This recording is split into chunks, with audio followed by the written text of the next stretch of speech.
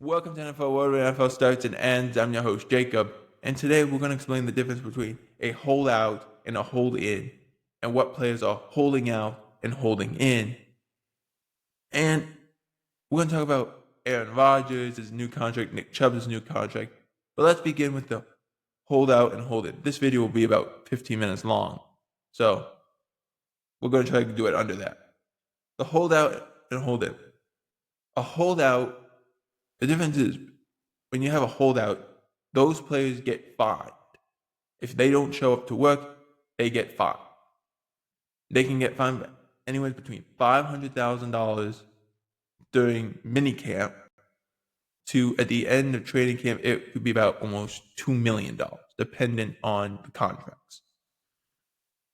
So we're going to get into it, but guys like TJ Watt, Trey Hendrickson, Terry McLaurin, those guys who aren't really showing up at this current stage are holding out for a new contract. The hold-ins are you are in attendance so you don't get fined, but you're not doing anything because you're saying, I'm waiting for my new contract. So until I get paid, I'm not playing. I'm here so I don't get fined. It's very Marshawn Lynch of you. That's the only difference. If you're holding in, you're there, but you're not doing anything. If you're holding out, you're not showing up and you're getting fined. That's the only difference. Now let's jump to Aaron Rodgers. So Aaron Rodgers, he signed his contract with the Pittsburgh Steelers over the weekend. We said that he was going to sign. His contract numbers came in. He signed a base salary of $13.7 million, which is a lot for June. But he also has performance-based incentives of 19 point that could maximize his contract to 19.5. It's a lot. The Steelers have said, though, and this was according to Albert Breer, who said this on the Rich Eisen show, this was their plan. This was their only plan. After Russell Wilson and Justin Fields left, they looked at the trade market. They didn't feel comfortable with that. They looked at the free agent market. Outside of Aaron Rodgers, there was nothing they liked. They felt Aaron was the one guy that they could do it with. They tried to sneak him into the building, actually, in late March, anywhere between March 21st or March 23rd. Obviously, we found out about it, so they didn't do a good enough job. But they tried. They remained in contact from that point to when he signed the contract in June. Like I said, it's a lot of money for June. For a quarterback, especially who's 41 years old, and the last time he was really good, he was 37. So we're looking at a player who has to turn back the clock almost 4 years, because the last time we saw him, he wasn't that good at age 40. He got his Achilles tear when he was 39. 38, he was okay. But 37 is really when he was good. So we got that kind of motion going on.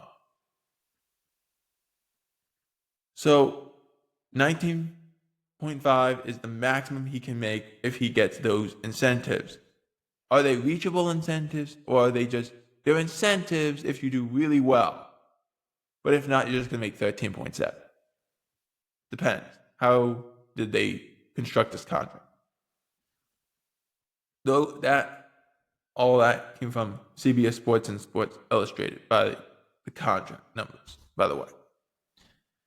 The Nick Chubb contract, though, is more similar to what we're used to at this time of year. Incentive-based, that is indeed true, but it's $2.5 million with an incentive to $5 million. He was getting interest from the Bears and the Texans. He ended up going in and talking to the Texans on Monday, which he signed after getting a physical done. He signed with the team 1 year, $2.5 million. He's going to be paired with Joe Mixon in that running back group. Two AFC North rivals are back together again. The last time Nick Chubb played, that we saw him play late last year, he wasn't very good. Many people think he was still coming back from that injury, and I think a lot of people still felt that way, and why he remained unsigned until June. It also raises questions. If you are the Texans, what do you do with other guys in that running back room? Because you can only have so many running backs.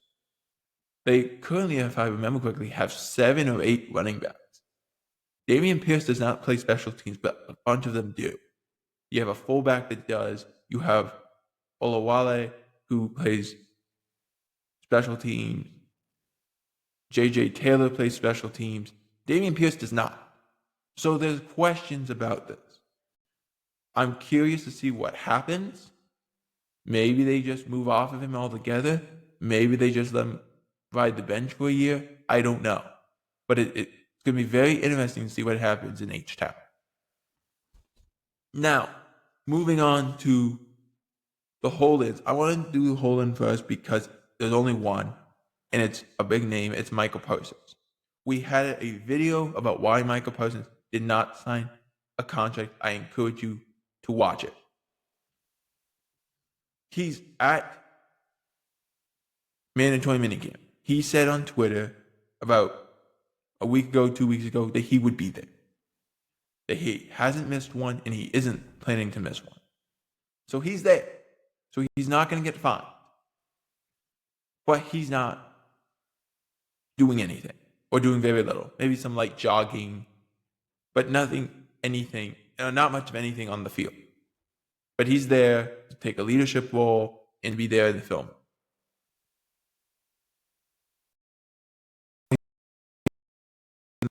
I'm trying to, there's a fly going around me right now. Okay. So he's there, not doing anything. He's waiting for the Joneses to okay his contract, which, to talk about very quickly, he told the Joneses, talk to my agent. I didn't know this. I only found this out yesterday. Part of the CBA is once a player says, talk to my agent, that owner and that ownership group can no longer talk to the player about the contract. They have to talk to the agent and then forward. Because otherwise they go against the CBA and the commissioner would call, and a lot of this is happening. I didn't know that was a part of it, but apparently it is. I only found that out, like I said, yesterday. So the Joneses have not talked to Mike's agent, which is why we're still at a standstill. But he's there. He also said he plans to attend training camp in Oxnard, California, with or without a contract, though he didn't say if he would or would not practice. That's up in the air too. So that's the Mike Parsons situation. Let's go to the holdout situation. Let's begin with Terry McLaurin, who is looking for a new contract, last year of his deal. McLaurin turns 30 in September 15th, to be exact. He, looking for a new contract, this is probably the last, or one of the last times he can get top tier wide receiver money. It's harder to play, or hard to get top tier receiver money once you hit 30. So he's looking for one, maybe his last really big payday before it starts going down the charts a little bit. And I'm assuming he's looking more at like the CeeDee Lamb contracts and maybe just under that. That's probably where he's trying to get to, which I would do.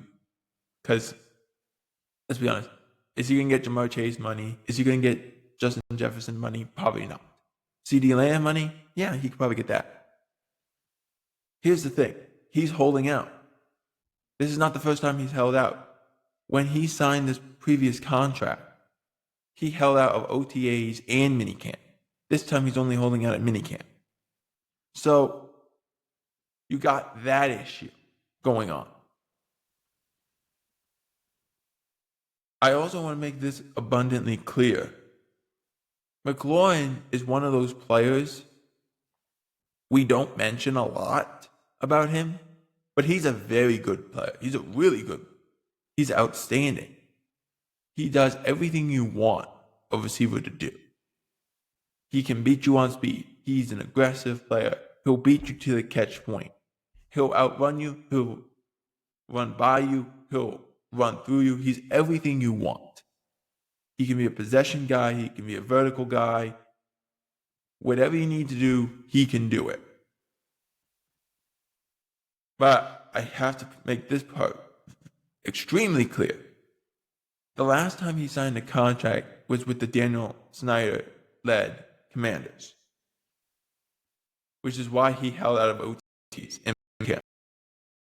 I thought now that the Harris family runs the Commanders, that would no longer be the case, but apparently it is. So I'm a little disappointed about that. Do I think he's going to get moved off of, get traded, get released? No. You bring in Deebo Samuel to pair with Terry McLaurin. You're not moving on. That's not what you're doing. So we'll wait and see what happens with McLaurin. Hopefully that doesn't take too long so he can rejoin his teammates. The next player we want to talk about is TJ Watt. TJ Watt, we said this last week as almost a throwaway when we were talking about Micah Parsons. He had a contract on the table. He has chosen not to accept it. TJ Watt, kind of similar to the Terry McLaurin situation, probably his last big payday. At defensive end, though, you are still going to make a lot of money because DN is kind of like, you can play DN longer than you can play wide receiver the way McLaurin plays wide receiver. So he wants a big payday, and he can probably get Myles Garrett money, but if not, just under that. Like, that's how good TJ Watt is. He's a difference maker. The same goes player when we get to him, but are they going to move off TJ Watt? The answer is no, because he's their entire defense. When he's not playing, they don't get a pass rush. That's how impactful he is. So you need him to play. It's that simple. They will pay him. The question is, does he get paid before Micah and the next guy on our list, which is Trey Hendrickson? Trey Hendrickson, look, the situation in Cincinnati is bad. It's not just Hendrickson. Shamar Turner, their 17th overall pick they drafted this year in the first round, he has not signed his contract yet because somehow they messed that up, which first round contracts you can't really mess up. So I don't know what they did. And Hendrickson has not been pleased with the way the Bengals have taken care of him with this new contract situation going on. How he looked at Jamar Chase, T. Higgins, how they got signed. Why isn't he signed? That's what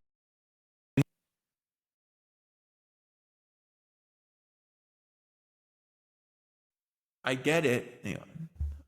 I get it. It's frustrating. He has chosen not to go to camp. He chose to not do that. Similar to TJ Watt, they got no pass rush without him. But further than TJ Watt, they can't do anything on defense without him. He led the league in sacks because they had no chance. He was playing out of his mind because that's the only thing that he could do. Nobody else could do anything. You pay guys like that. Now, the thing is, he has the issue that Mike Parsons has, that TJ Watt has. Who gets paid first? Because whoever gets paid first is going to be, the next contract is going to be above him. So who gets paid first? Is it Hendrickson? Is it Watt? Or is it Parsons? That's what's up in the air right now. It's kind of like, I liken it to the Spider-Man meme where everyone's like pointing at each other. That's kind of what's going on. Hendrickson is pointing at Watt and pointing at Parsons. Parsons is pointing at Watt and Hendrickson. Watt's pointing at Parsons and Hendrickson. That's what he's doing. That's what's happening. They're pointing at each other and saying, who's going to blink first? That's what's going on. It's that plain and simple. Let me know in the comments who gets paid first, as we ran over our 15-minute time. Let me know who gets paid first. And also, who has the biggest contract at the end of the day? Is it Watt? Is it Hendrickson? Is it Parsons? Let me know in the comment section. While you're there, like the video, subscribe. It's absolutely free. Helps us out a ton. For NFL World, I'm Jacob Hubert.